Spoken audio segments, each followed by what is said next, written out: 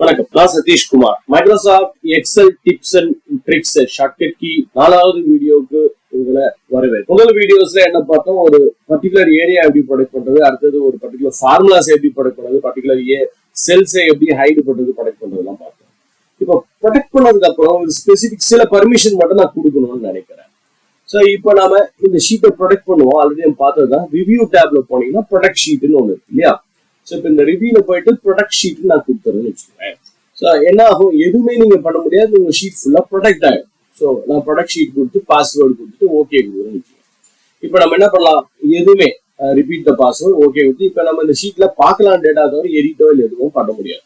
But இந்த ஃபைலுக்கு வேற யாருக்கும் அனுப்ப போறேன், அவங்க இது இந்த ஃபைலை பார்க்கலாம், அதே சமயத்தில் ஃபில்டரும் பண்ணிக்கலாம். ஃபில்டர்ன்ற பர்மிஷன் கொடுக்கலாம்னு நினைக்கிறேன். ஸோ என்ன பண்ணுவோம், அன்ப்ரொடெக்ட் ஷீட் பண்ணிட்டு பாஸ்வேர்டு கொடுத்துட்டு ஃபர்ஸ்ட் இந்த ஃபில்டரை அப்ளை பண்ணுங்க. You can use the filter but not applying the filter. எப்படி அப்ளை பண்றது ஃபில்டரை, டேட்டால போயிட்டு ஃபில்டர்ன்ற பட்டனை கிளிக் பண்ணாலும் ஓகே, இல்ல Ctrl+Shift+L என்ற ஷார்ட்கட் கீயை பிரஸ் பண்ணாலும் ஓகே. Ctrl+Shift+L இது ஞாபகம் வச்சுங்க. ப்ரொடெக்ட் பண்றது மாதிரி முதல்ல அப்ளை பண்ணி வச்சுக்கிறோம். அப்ளை பண்ணிட்டு இப்போ ரிவ்யூ டேப்ல போயிட்டு ப்ரொடெக்ட் ஷீட் கொடுக்குறேன்.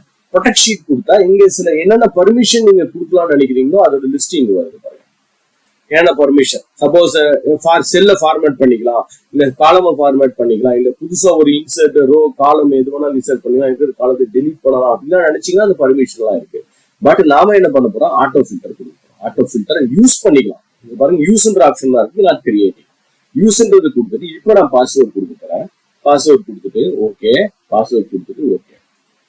இப்போ என்ன இருக்கு, ஃபில்டர் பண்ணிக்கலாம். நீங்க இங்க போயிட்டு கிளிக் பண்ணி இப்போ ஏதாவது பர்டிகுலர் ரீஜன் மட்டும் நான் ஃபில்டர் பண்ணுவோம், சென்ட்ரல் ரீஜனை மட்டும் ஃபில்டர் பண்ணி ஓகே விட்டா ஃபில்டர் அப்ளை ஆகும். ஸோ ஃபில்டருக்கான பர்மிஷன் இருக்கு, மற்ற எதுவும் அவங்க பண்ண முடியாது, எடிட் பண்ண முடியாது, வேற எதுவும் பண்ண முடியாது. இப்போ ஒரு உதாரணத்துக்கு இன்னொன்று பார்ப்போமே, இப்போ நம்ம ஒரு பிவட் டேபிள் கிரியேட் பண்ணா அந்த பிவட் டேபிள் அவங்க எடிட் பண்ணி பார்த்துக்கலாம், அந்த யூசர் எடிட் பண்ணி பார்த்துக்கலாம், நம்ம பர்டிகுலர் பர்மிஷன் நான் கொடுக்கலாம்னு நினைக்கிறேன். அன்ப்ரொடெக்ட் ஷீட். ஸோ அதுக்கு முன்னாடி அந்த பிவட் டேபிளை கிரியேட் பண்ணி வச்சுக்கோங்க. பிவட் டேபிளை கிரியேட் பண்ணி வச்சுக்கிறது பெட்டர். ஸோ இன்சர்ட்டுக்கு போயிட்டு டேபிள்ல கர்சர் வைக்கணும். Insert pivot. பிவட்ன்றது ஒரு பெரிய சாப்டர் தான், சிம்பிளா பார்ப்போம். எக்ஸிஸ்டிங் ஒர்க் ஷீட், எங்க ஷீட் வேணும் ஏதோ ஒரு லொகேஷன் செலக்ட் பண்ணிக்கிறேன். ஓகே. இப்போ எனக்கு வந்து பேமெண்ட் டைப் வைஸ், இப்போ payment type wise payment type கொண்டு வரும். சேல்ஸ் அமௌண்ட்டை சிக்மால கொண்டு வந்து வச்சோம். Payment type wise sum of sales amount வந்துருக்கு.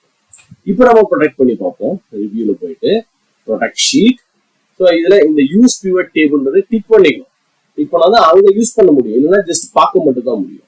ஸோ யூஸ் பிவட் டேபிள்ன்றதை டிக் பண்ணிட்டு இப்போ நான் பாஸ்வேர்ட் கொடுத்தேன். Password okay, password. இப்போ என்ன இருக்கு பாருங்க, இந்த பிவட் டேபிள் அவங்க எடிட் பண்ணி பார்த்துக்கலாம். இதுவே டிஸ்கவுண்ட் நான் இங்கே போய் ட்ராக் பண்ணி கொண்டு வந்து வரேன் பாருங்க, எடிட் பண்ணிக்கலாம். இல்லை தேவையான காலம்ஸ் ஏதாவது ஒன்று ஆட் பண்ணணும்னு நினைச்சாங்கன்னா ஆட் பண்ணிக்கலாம். ஸோ பிவட் டேபிள் யூஸ் பண்ணிக்கலாம். ஸோ ஒரு பர்டிகுலர் ஷீட்ல ஏதாவது ஒரு பர்மிஷன் ப்ரொடெக்ட் பண்ணிட்டோம், பட் சில பர்மிஷன் கொடுக்கறது எப்படின்றத பத்தி பார்த்தோம். இதுல உங்களுக்கு ஏதாவது சந்தேகங்கள் ஏதாவது இருந்துச்சுன்னா நீங்க சாட் பாக்ஸ்ல போடலாம், கமெண்ட்ல போடலாம். நான் அடுத்த வீடியோல வேற ஏதாவது வீடியோல அதை உங்களுக்கு சால்வ் பண்றதுக்கு ட்ரை பண்றேன். ஸோ இந்த வீடியோவை வாட்ச் பண்ணதுக்கு நன்றி. அடுத்த வீடியோவை சந்திப்போம்.